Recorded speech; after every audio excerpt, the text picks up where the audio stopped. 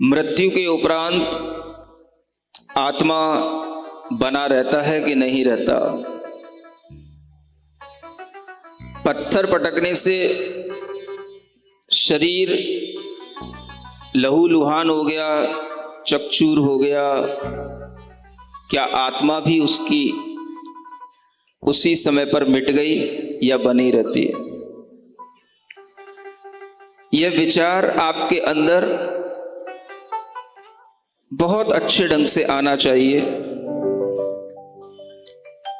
शरीर छूटने के उपरांत जीव आत्मा बना रहता है कि नहीं रहता,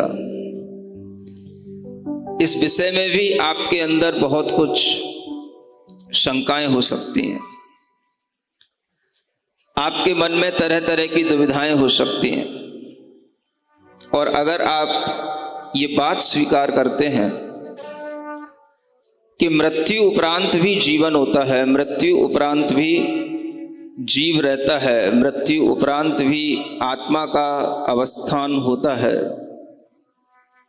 तो यह पुनर्जन्म का सिद्धांत आपके अनेक अनेक भ्रमों को तोड़ सकता है। इस पुनर्जन्म के सिद्धांत को आज वैज्ञानिकों ने भी स्वीकार किया है, जिसे री इनकॉर्नेशन थ्योरी कहते हैं। यह पुनर्जन्म का सिद्धांत उन वैज्ञानिकों ने स्वीकार किया जिन्होंने देखा कुछ ऐसे बच्चे उन्हें मिले, ऐसे लोग उन्हें मिले जो 5 साल के हैं, 7 साल के हैं, 10 साल के हैं, जो अपने पिछले जन्म की कहानी सुनाते हैं, वैसी ही पाई गई। यह अपने मन में अगर सिद्धांततः दृढ़ता के साथ में बैठ जाता है कि हर जीव मृत्यु उपरांत भी एक नया जीवन जीता है, तो बहुत कुछ आपके मन की दुविधाएं दूर हो सकती हैं।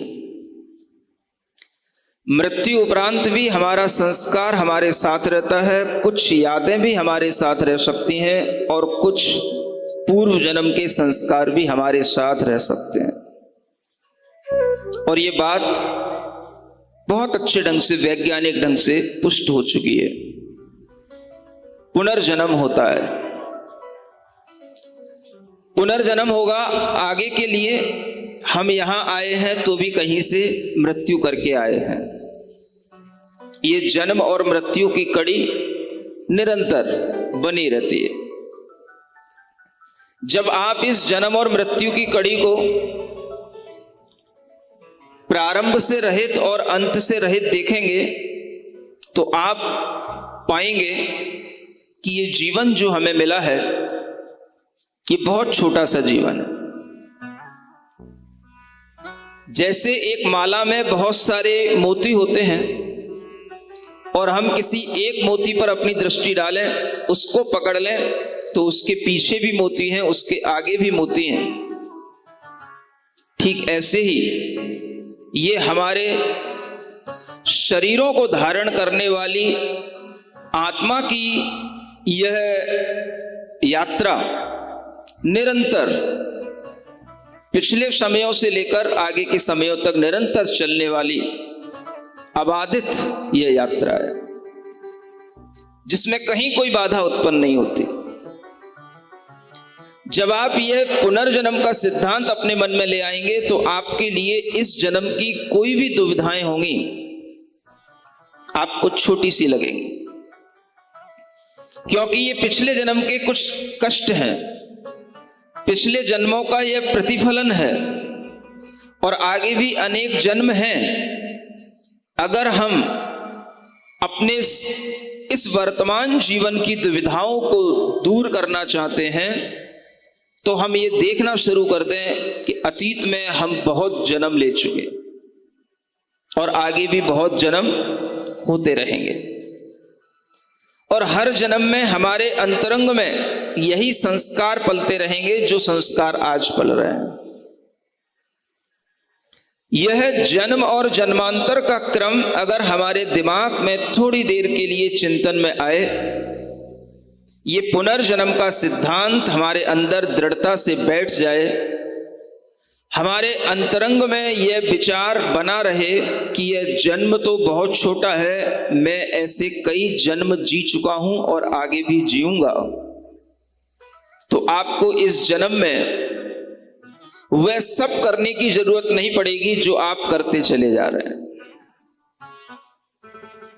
इस जन्म को आप उस तरह से व्यर्थ नहीं करेंगे जिस तरह से करते चले जा रहे हैं। इस जन्म को आप केवल अपने खाने पीने, शौक और थोड़े से इंद्रिय सुखों के लिए व्यर्थ नहीं करेंगे जो आप निरंतर करते चले जा रहे हैं। ये सिर्फ एक सिद्धांत, आत्मा अपने संस्कार पिछले जन्म के आगे आगे लेकर के चलता है। आज हम मनुष्य बने हैं तो पिछले जन्म की कोई फलश्रुति है जो हमें मनुष्यपना मिला। आगे का मनुष्य जीवन हमारे हाथ में नहीं है, हमारे कर्मों के हाथ में।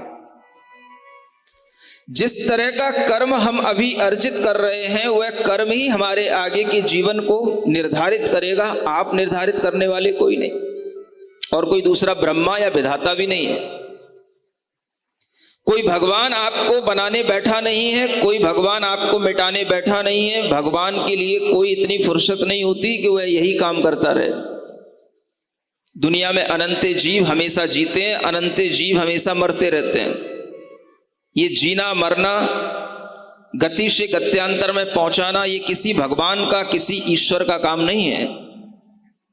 ये आपकी स्व संचालित गतिविधि है। आपका अपना कर्म वहां ले जाएगा जहां कर्म का फल आपके लिए मिलना चाहिए, बस।